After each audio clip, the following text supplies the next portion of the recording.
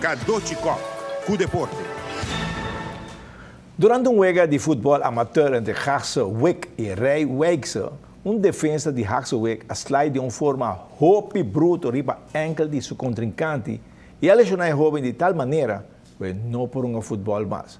No primeiro instante, jogador de Wick sale livre, pero OM apelar e axi 4 lunas de prisão, já que segundo testigo estava a Kiko estava assim. Não há nem busca e bala, sino pia de jogador de Reis Wake. Se está baixinha 4 lunas war para mal comportação ahorita no futebol como es aprende.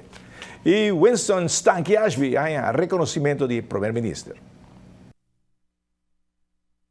Winston Stanky Ashby estava um bom catcher de beisebol, estava tremendo jogador de basquetebol e seu êxito era mais grande estava em atletismo. Depois, a seguir trabalhar como trainer de diferentes atletas que a lograr êxito.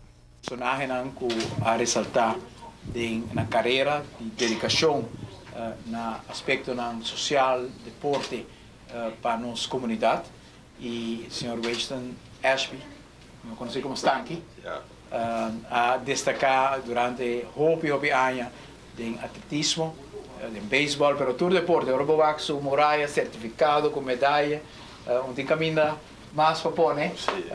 Não larga nada para gente.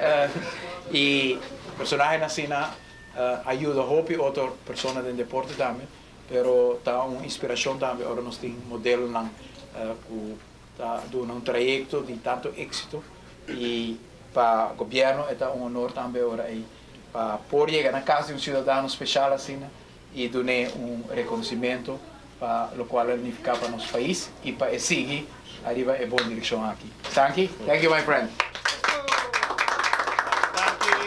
Proud of you.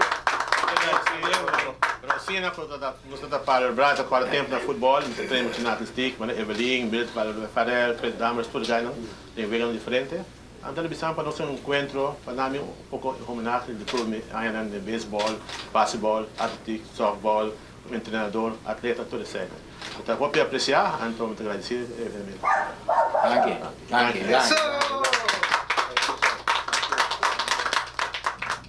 Bom, para bem na Stanky, seguro, merecido. O Stanky estava um tremendo deportista e depois ele foi um tremendo treinador de atletismo, também ajudando vários dos nossos atletas de atletismo a destacar.